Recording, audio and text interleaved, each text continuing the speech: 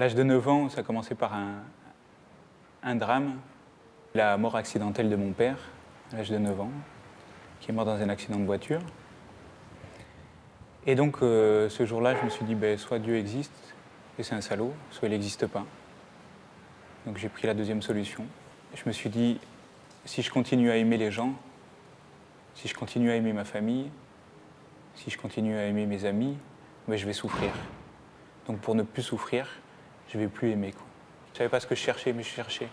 Je cherchais à ne plus souffrir. Je me suis intéressé au bouddhisme. J'ai survolé beaucoup de choses.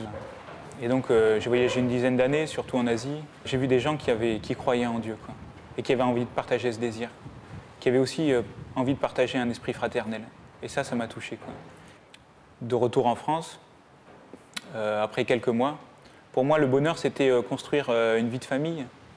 Donc j'ai fait une rencontre. Et ça demandait un temps d'attente. Et en fait, ce temps d'attente a fini par ce que j'ai pu croire comme un échec par la suite. Et ce que j'ai vécu un petit peu comme une mort. Pour la première fois, je me suis reconnu faible, que j'avais besoin de quelqu'un. Voilà. Et ce quelqu'un, c'était Dieu. Et je ne voyais pas qui d'autre pouvait m'aider là où j'en étais, quoi. Donc, d'une façon un peu radicale, je me suis rasé la tête, j'ai brûlé mes cheveux, un peu comme une offrande, ou peut-être c'est parce que je venais de l'Inde, alors j'étais peut-être dans un délire. Et j'ai dit, Seigneur, je veux te suivre. Je ne suis pas capable de vivre sans toi. Je ne sais pas ce que je dois faire, je ne sais pas ce que tu me demandes, je ne te connais pas, je ne sais pas qui tu es, mais je crois que tu existes. Ça a été mon premier pas d'acte de foi, quoi. Entre-temps, j'ai acheté la Bible, donc j'avais acheté les évangiles, et là j'ai acheté la Bible. Dans mon canapé, je lisais le chapitre 10 des Actes des Apôtres, qui est la conversion du centurion Corneille. Et j'ai eu une larme qui s'est mise à couler. Je me suis dit, tiens, qu'est-ce qui se passe? Puis 2, puis 3, puis 4. Il y a un flot de larmes. Et j'ai dit, mais qu'est-ce qui se passe? J'ai posé ma Bible parce que je n'arrivais plus à lire. J'ai dit, je suis en train de faire une dépression, qu'est-ce qui m'arrive? Je deviens taré ou... Et puis les larmes qui continuent à couler.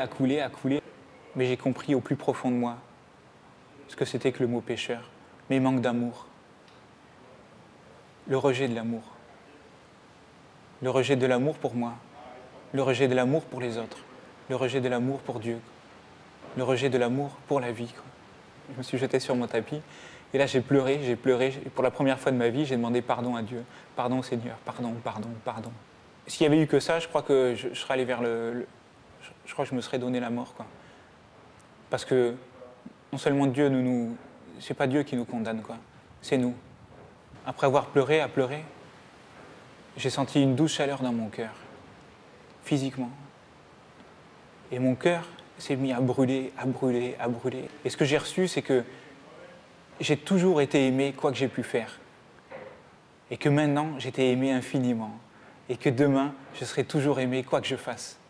Et ça, c'est libérant, quoi. Ça, c'était la première respiration de ma vie, quoi. Et puis après, je me suis rassis sur mon canapé. Sonné, Seigneur, vainqueur par chaos, par l'amour de Dieu.